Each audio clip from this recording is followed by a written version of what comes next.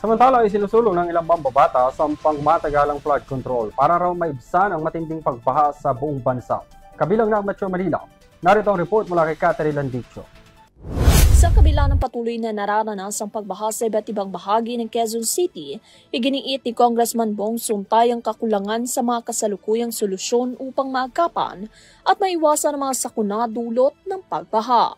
Bilang tugon, sinusulong ni Suntay ang komprehensibo at pangmatagalang flood control plan na magbibigay ng konkretong hakbang sa pagresolba ng problema sa baha sa lungsod. Ayon sa kanya, hindi sapat ang pansamantalang solusyon kaya't kinakailangan na ang mas malalim na pag-aaral at matibay na istruktura para sa pangmatagalang proteksyon.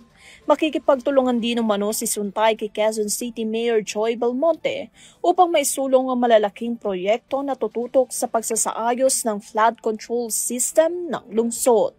Isa sa mga pangunahing plano ni Suntay ay ang pagpapalawak ng mga drainage systems at pagtatayo ng underground water catchment facilities tulad na ng kasalukuyang pasalidad sa G. Araneta Avenue. Sa kasalukuyan, tig 1.5 meter diameter culverts lamang ang ginagamit sa ilang bahagi ng lungsod.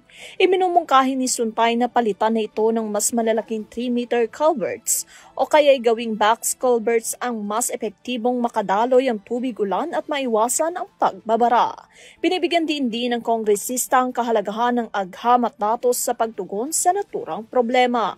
Malaking anyang may tutulong ng komprehensibong pag-aaral na isinagawa ng University of the Philippines na maaaring gamiting gabay ng lungsod sa pagbuo at pagpapatupad ng mga proyekto para sa flood control.